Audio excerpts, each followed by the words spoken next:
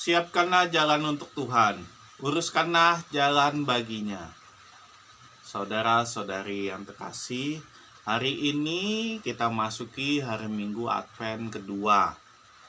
Bila sebelumnya pada Advent pertama kita diminta untuk berhati-hati dan berjaga-jaga, maka di Advent kedua ini kita diminta untuk bersiap dan meluruskan jalan bagi Tuhan. Kenapa kita diminta untuk bersiap dan meluruskan jalan untuk Tuhan? Ya karena jalan yang selama ini kita tempuh secara sadar atau tidak telah berbelok ke kiri atau ke kanan.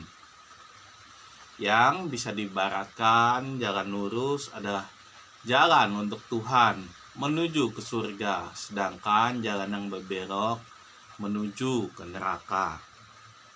Sekarang untuk menuju ke jalan lurus, jalan Tuhan, kita harus berbuat apa? Pasti dengan bertobat, kembali berbuat baik, berbuat kasih kepada sesama dan Tuhan. Sekarang apa saja contoh-contoh perbuatan baik? Atau tuliskan di kolom komentar contoh-contoh jalan lurus ke jalan Tuhan. Semua penonton Renungan Master ini pasti bisa menuliskan contoh perbuatan baik, contoh jalan lurus. Cuma kadang malu saja untuk menuliskan di kolom komentar. Dan bahkan malu untuk menunjukkan di depan umum. Takut dibilang sombong katanya. Cukuplah perbuatan baik itu hanya saya dan Tuhan saja yang tahu katanya. Bahkan kalau ditanya ke anak-anak, anak-anak pasti bisa menyebutkan contoh-contoh perbuatan baik. Logikanya kalau anak-anak saja tahu contoh perbuatan baik, kenapa kita sebagai orang tua tidak? Semua pasti tahu contoh jalan lurus. Masalahnya, untuk berbuat baik, untuk berjalan menuju jalan lurus ke jalan Tuhan itu tidaklah mudah. Kadang ada saja godaan dari luar atau dari dalam diri kita sendiri untuk melakukan dosa, untuk berbelok. Saat kita sedang berjalan di jalan yang lurus, ada panggilan sedikit saja membisikkan, ayo berbuat ini, ayo berbuat itu.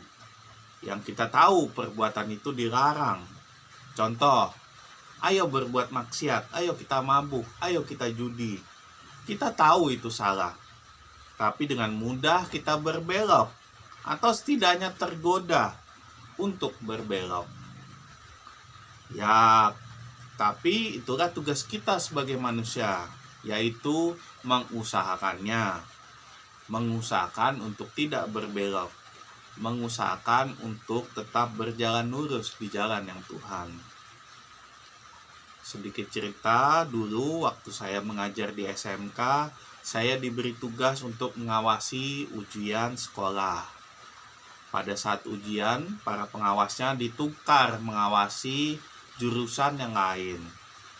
Saya yang mengajar di jurusan multimedia diberi tugas untuk mengawasi anak-anak di jurusan otomotif. Pada saat saya masuk ke kelas itu berisik banget. Saya masuk pun mereka tetap berisik. Saya akhirnya duduk. Saya tunggu 2-5 menit. Mereka masih berisik juga. Saya akhirnya kehilangan kesabaran. Saya akhirnya berdiri dan saya tendang kursi. Memang tidak keras, tapi cukup mengagetkan. Anak-anak pun kaget dan akhirnya diam. Saya tanya ke mereka, udah siap ujian belum? Anak-anak diam dan akhirnya saya bagikan ujian tersebut dan ujian berjalan dengan lancar. Setelah ujian sekolah itu, selanjutnya kami UN. Saya pun dikirim ke sekolah lain untuk mengawasi ujian nasional. Sebelum berangkat, saya diberi pesan oleh wakil kepala sekolah bagian kurikulum. Beliau berkata, "Pak, nanti kalau ngawas biasa-biasa aja, Pak." Setelah itu saya berpikir bahwa saya tidak bisa mengawas dengan keras. Saya jadi berpikir, mungkin tujuan saya benar untuk menetapkan ujian, tapi mungkin cara saya yang salah. Saya tidak bisa mengawasi dengan idealis, dengan cara yang keras. Saya jadi berpikir untuk berdiri di jalan lurus, di jalan Tuhan tidak mudah. Kita harus menyesuaikan diri dengan kondisi dan keadaan. Begitupun dengan anak-anak kita. Sama seperti cerita Santo Yohanes Pembaptis itu. Kita membaptiskan anak kita untuk apa sih? Agar anak-anak kita punya tujuan, punya jalan yang benar. Kita tidak bisa membiarkan anak-anak kita mencari sendiri agamanya. Membiarkan anak-anak kita mencari sendiri jalannya. Dia akan mencari semua jalan dan mengenal semua jalan.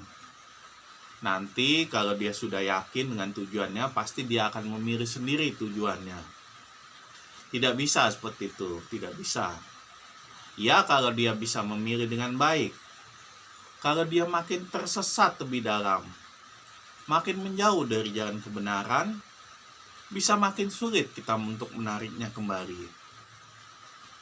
Makanya itulah pentingnya agama sebagai jalan kita, panduan kita, penuntun kita. Nanti kalau anak-anak kita belok-belok sedikit ke kiri atau ke kanan, bisalah kita kembalikan mereka kembali ke jalan yang lurus. Jangan biarkan mereka berbelok terlalu jauh. Apalagi sampai berpindah ke jalan orang lain. Bukannya jalan orang lain itu tidak baik.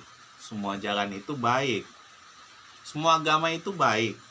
Tapi alangkah lebih baiknya kalau kita setia pada panggilan kita. Kita setia pada jalan kita. Pada jalan lurus kita. Karena kita tidak tahu jalan lain itu beneran akan mengantar kita ke keselamatan atau tidak. Jangan sampai kita menyesal, salah memilih jalan. Apalagi kalau kita tidak punya Tuhan, tidak punya jalan. Percayalah, hanya Tuhanlah satu-satunya jalan menuju keselamatan. Makanya itu, luruskanlah jalan untuk Tuhan. Saudara-saudari terkasih dalam Yesus Kristus, hari ini Yesus mengingatkan bahwa kita semua harus menyiapkan diri menuju kelahiran Yesus dengan cara meluruskan jalan baginya. Jalan yang semulanya belok-belok, tolonglah diluruskan kembali.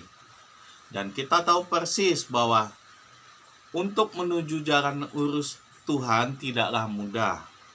Maka dari itu, marilah kita merenungkan sabda Tuhan hari ini dan memohon pertolongan Tuhan agar kita semakin siap, agar kita diberi kekuatan dan kemampuan untuk meluruskan jalan bagi Tuhan.